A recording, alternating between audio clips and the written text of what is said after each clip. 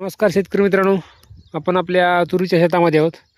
तर आपल्या तुरीचं उत्पादन दुप्पट कसं वाढवायचं आणि तुरीची पहिली शेंडे खोडणी कधी करायची, दुसरी शेंडे खोडणी कधी करायची, त्याचा फायदा काय आहे हे आपण जाणून घेणार आहोत. पाहू शकता, पहिली खोडणी ही 30 दिवसाला करायची असते आणि त्यानंतर दुसरी खोडणी ही 60 दिवसाला. म्हणजे बरोबर 1 महिन्याचा गॅप आपल्या तूर खोडणीमध्ये असला पाहिजे. तूर खोडणी केल्यानंतर मित्रांनो आपल्या तूर पिकामध्ये एक दुप्पट उत्पन्न आपला होणार आहे. आणि तूर जर नाही खोडणी केली तर आपण तुरीची आपली हाईटसुद्धा वाढते आणि हाईट वाढल्याच्या नंतर ती खाली झोपळल्या जाते. तूर कशी खोडणी करणार पाहू आपण. हाताच्या साहाय्यानेच असे शेंडे कट करून घ्यायचे वर आलेलेच.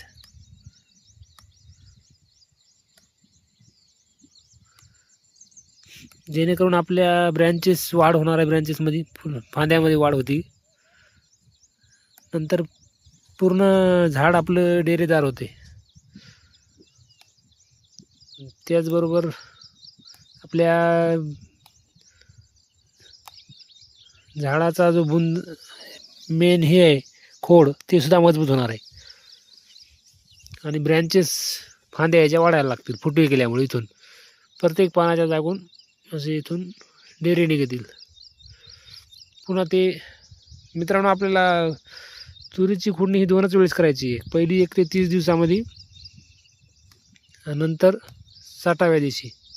म्हणजे बरोबर 1 महिन्याचा गॅप असला पाहिजे आपल्या तूर खुडणीमध्ये. याच्यामधून आपल्याला मित्रांनो याच्या फुटव्यांची संख्या वाढणार आणि जितके फुटे वाढले तितक्या चांगली संख्या वाढणार झाडांच्या फांद्यांची. नंतर त्यांना फुलं लागणार. मग यामुळे आपल्या पिकामध्ये खूप बदल घडून येणार आहे. कारण आपण 2 ते 3 वर्ष झालं खोडणी करतो, त्याच्यात आपल्याला जबरदस्त रिझल्ट भेटलेला आहे उत्पन्नामध्ये. हाताने खोडणी करण्याचं कारण मित्रांनो